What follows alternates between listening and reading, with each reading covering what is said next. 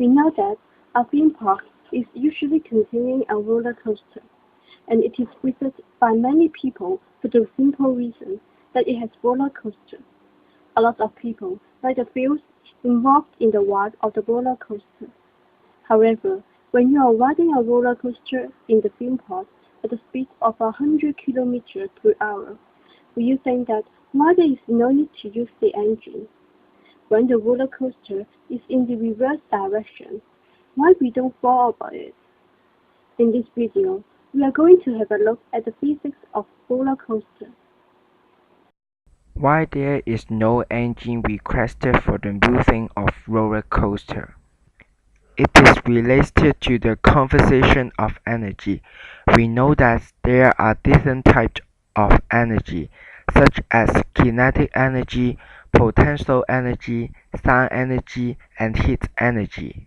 When you are sitting on the roller coaster, because of the left motor, it will be lifted to a very high position. Relative to the ground, the roller coaster has a very large potential energy. The higher position it is, the larger potential energy it has. After passing the highest position, it goes down the hill. Then the speed and the kinetic energy increase. By conservation of energy, the potential energy decreases and transfers into kinetic energy. When the roller coaster passes the first valley, it has a large kinetic energy. Therefore, it can climb up the second hill.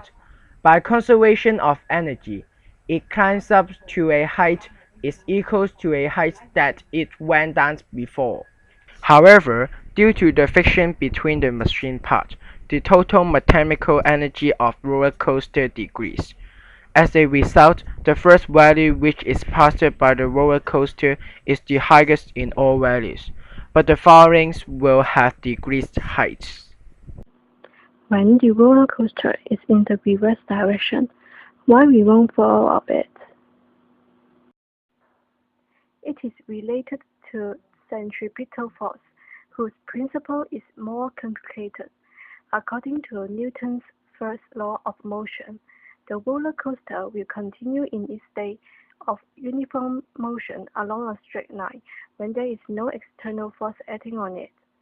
That means if the roller coaster is under no external force, it moves along the track of a tangential direction.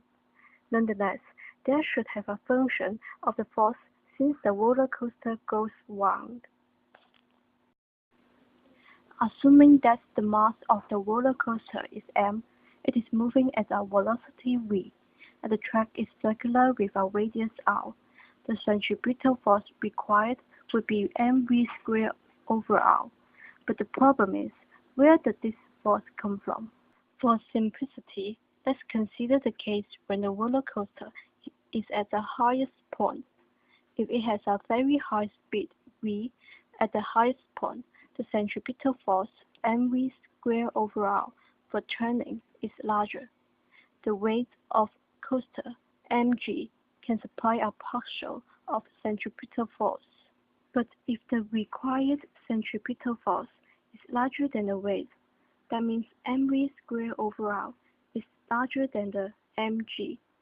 Then the rest of the centripetal force will be supplied by the reaction force r. The larger velocity v, the larger interaction force between the rail and the coaster. Consequently, the coaster will be more tightly attached to the rail and will not fall down. Contrary, if the velocity v is smaller, the rail gives more or even no reaction force, and the roller coaster will falling down riskily. In other words, because of the high speed, the roller coaster won't fall down. Let's try a simple experiment. Prepare a rope and a paper cup. Tie the edge of the cup with the rope, and then half fill the cup with water.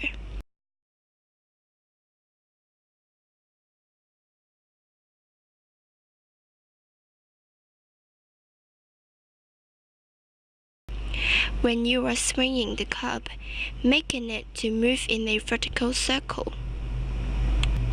You will discover that no water spilled over.